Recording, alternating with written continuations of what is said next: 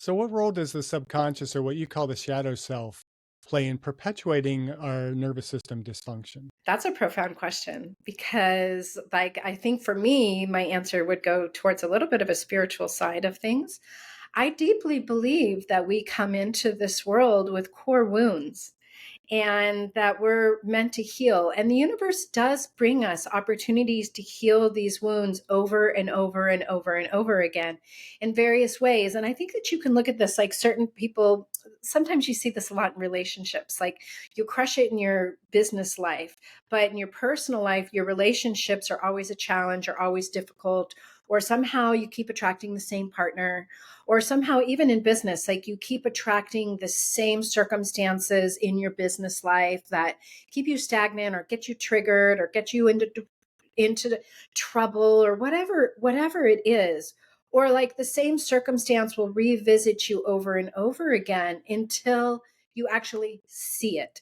And I guess I liken this, like I love to use analogies, but one of the analogies that I use is like, let's say somebody who is an alcoholic. And it takes them a long time to recognize that they have an alcohol problem. And now, this isn't necessarily something that lives in the shadow, but it is something that we can relate to. We all know somebody who has a problem with addiction, if it wasn't ourselves as well. And that is, it starts as an innocent thing, and we don't think anything of this alcohol problem. And then the one night with too many drinks is kind of adds up. And then it goes to the next level, and then maybe you black out. And then maybe you start to lose relationships or friendships, or maybe you start to make decisions during your inebriation that you regret the next day, or you don't remember the next day. And then each time you don't recognize that you have an alcohol problem, then the consequences get worse and worse and worse. The universe continues to give you opportunities to see this until you do. And you hit, like, what everybody says proverbially is, like, let's say you hit rock bottom. And whatever that looks like for each person is different. However that is expressed is different. But then you have this aha and you wake up and you're like, "Oh my god, I have an alcohol problem. I need to get help." And so the shadow side of our life operates the exact same way. And it is in our shadow, so we don't see it.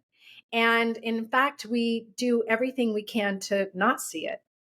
And we create a life to not see it, to keep it in the shadow because it's harmful, it's hurtful, it's difficult, it's challenging, it's triggering, it's fear based.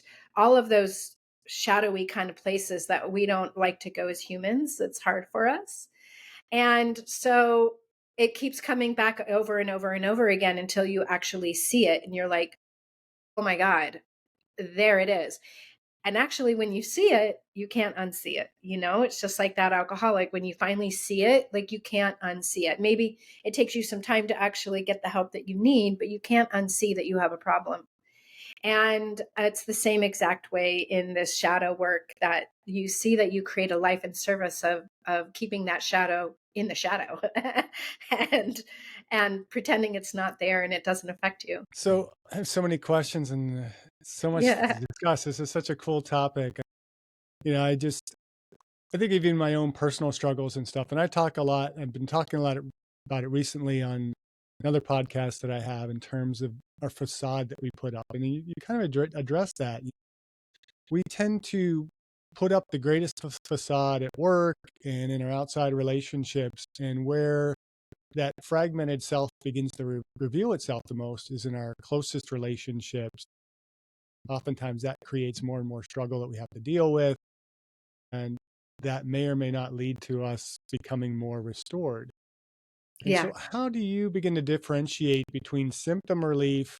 Because symptom relief to me could be, we just fix that facade up a little bit. We look better on the outside and everything is good. But how does that differentiate between the symptom and relieving those symptoms versus giving ourselves really true restoration or becoming truly alive?